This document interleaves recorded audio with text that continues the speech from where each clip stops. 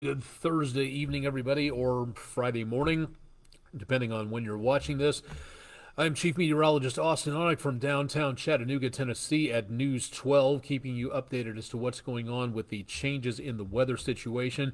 And things have kind of changed a little bit, at least in the areas west of us in about the last 24 hours, kind of staying the same for us.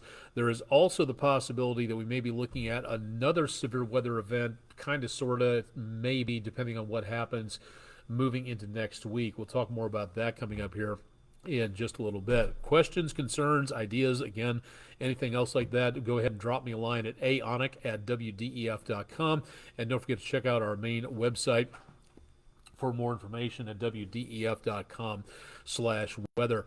For tonight, again, fairly quiet out there. We're not seeing too much of anything in the way of major problems. View from the CHI Memorial Stadium camera showing traffic moving along pretty well and starting to get a little bit more hazy out there. Usually we can see the lights on top of Signal Mountain from this distance, but nothing's showing up at this time. Temperatures have done a pretty good job of dropping off by just a little bit, but it is still, as of the time we record this, right before 10 p.m. Eastern. It's very mild. It's very dry.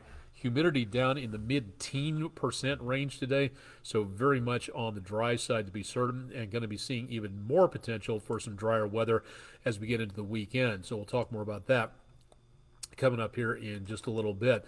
Thanking Matt Stullich for getting out and around and sending us a gorgeous view around the Cumberland Trail in Soddy Daisy. I haven't been out and about to see a lot of this. Love the staircase, wherever that goes to right there. That's our West Shore Home Weather Window picture of the day. And if you've got pictures, send them in to us at pictures@wdef.com. Or you can, again, drop them to our social media pages, Instagram, Twitter, or Facebook. So give us a description where you took the shot, what you were looking at, anything in the way of the weather situation. Little tidbits like that can be really neat. Give us your name if you want to. You don't have to, but if you don't want to, just give us at least some pertinent information as to where stuff was, because otherwise we have to say anonymous took a picture in an unknown location, and that's not any fun for anybody. So go ahead and start setting that in, if you would be so kind. Almanac page for today, again, a little bit warmer than normal in the afternoon and a little chillier. High of 74 today. Low temperature early on Friday morning, or on Thursday morning, pardon me, of 38 degrees. And that's relatively close to where we should be for this time of the year. So not too bad on that. We are now behind for the year by about a quarter of an inch of rain, and we are ahead for the month by only about a tenth of an inch. So we could definitely use a little bit more in the way of rainfall coming our way, which we will be getting into the course of the next couple of days.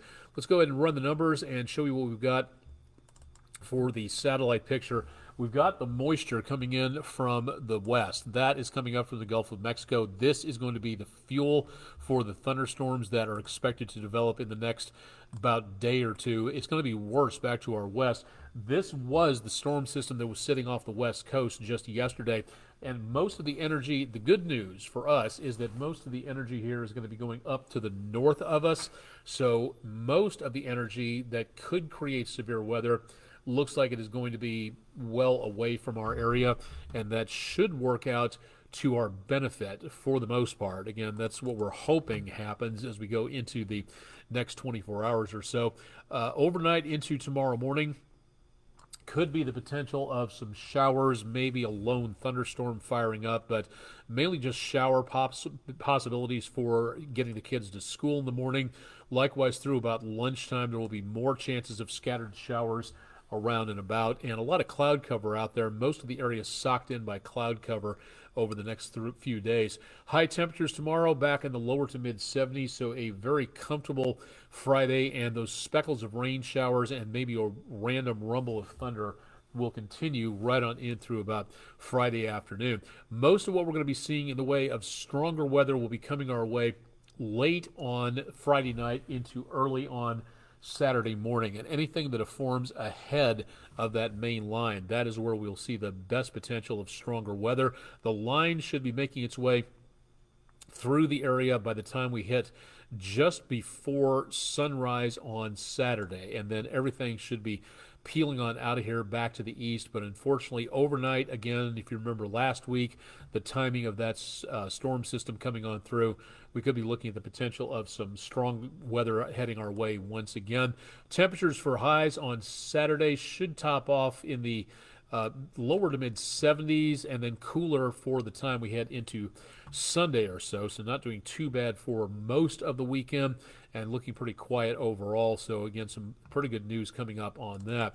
Now, when it comes to, again, severe weather tonight, way back off to our west around the Oklahoma area, and then getting into around Friday afternoon and evening, this red area is a moderate risk. That's about as high as you can get. Only one more step to go. Will the Storm Prediction Center issue a high-risk category? Difficult to say. It is possible that we could see that going on here, but for the most part, what we are looking at, let me just that white balance here just real quick, see if we can get that. Apologies for that. It looks like we're kind of keying out here, but anyway, the basic bottom line is for right now, that's the target zone for the heaviest in severe weather coming through. We are in that slight to marginal threat from the yellow to the green, and that again will be for late tomorrow night. So the idea for right now is the worst will be happening here, and then hopefully tapering off the closer it gets to us over the course of the next couple of days. So what are we looking for with all of this? It looks like for right now, what we're really going to be seeing is, again, that potential for damaging winds out there. That's going to be the problem from any of these thunderstorms. Jet stream's going to be howling overhead, and some of that wind could translate down to the surface. So the worst possibilities for right now, or I should say best possibility, is going to be, again, for damaging winds. Isolated threats of tornadoes can't be ruled out there.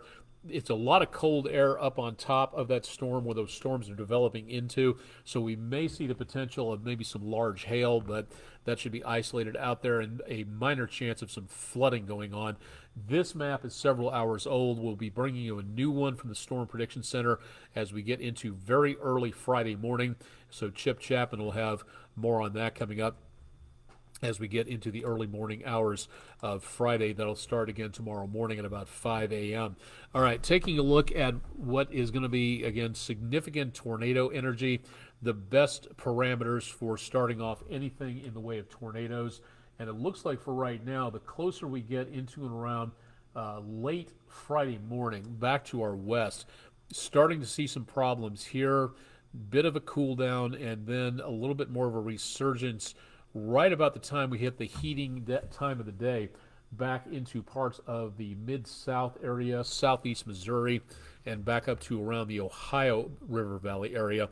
But, and this is something, again, for right here as the storms go across, this could be a situation that doesn't look all that great, because that is coming in right about in the area of Roaring Fork, Mississippi, where all those storms happened last week. A lot of casualties there, a lot of injuries taking place, and that looks to be, again, heading a little bit closer to us right about the time we head into very early Saturday morning, but it's a lot less on the scale than what we saw over parts of the Mid-South, so definitely good news, again, on that going on through. Taking a look, we'll come back to hail here in just a second. The measure for what we're looking at in the way of potential for stronger storms for energy purposes is called the Convective Available Potential Energy, or CAPE. And that also gives us an idea, just like the tornado energy graphic you were looking at, the best potential there for stronger storms coming on through. And once again, the worst possibility looks to be back into the mid-south area, crossing the Mississippi River, heading over this direction, and then some of that, again, right back around the area of Mississippi. It looks like it could be a little bit stronger there before it really starts to fall apart in our area as we go overnight into and around Saturday morning. Now we can take a look at hail energy, and this will give you, again, a little bit better idea, looking at how bad the possibility of hail could be, starting off well back to our west and then moving into portions of the mid-south area tomorrow afternoon. Could be the possibility of some very large hail, maybe some destructive hail this way. It gets a little bit closer to us But once again, as that system gets over here, the main energy is gone north of us, and we don't see that much of anything taking place. So beyond that, we're just not looking at a lot of energy before it passes on out of the picture. So the good news, I think, is that this storm system, as it heads on through, first of all, most of the energy goes north of us toward the Great Lakes. And secondly, that takes, again, a lot of the wallop out of the storms while they are still back to our west. So if everything holds, we might see the possibility of some stronger weather Friday night into Saturday morning, but we probably will not see the potential of as much as we had last time around. So again, hopefully it stays that way. We'll be watching that with a good deal of interest as we go into tomorrow's forecast. So we'll have a lot to talk about tomorrow afternoon and evening. So definitely want to keep it tuned to News 12, and we'll keep you advised on what we may be looking for out there. Going forward into these next 7 to 10 days, we see that, again, chance of showers moving on through after Saturday, going on through the area. But then by the time we hit about Tuesday or so, could be the potential of another storm system shaping up. And this one, again, could have a little bit more of a punch to it as we get closer to around next week. And again, this is toward about the Wednesday the 5th coming up. And that's also where the Storm Prediction Center, after we get rid of this stuff for tonight, heads on out of the picture. Then the potential is basically gone for a few days. But then as we get into next Tuesday, another threat of severe weather shaping up. And again, when you see stuff this far out by next Tuesday, this is the time to be weather aware and pay attention to everything that is going on in our area. So worst to the west of us. Right now, we're not in any part of this, so hopefully, again, it stays that way, but going to be watching, again, the worst potential for problems all the way over here. So this is something to really take a look at as we go into next week. Let's go ahead and give you the 7-day forecast and give you a better idea as to what may be going on, and continuing to see some very mild numbers all the way on through. Chances of showers and maybe a few thunderstorms next week. And again, this will be from some passing storm systems, plural. There'll be a few of them coming very close to the area with the possibility of more thunderstorms out there.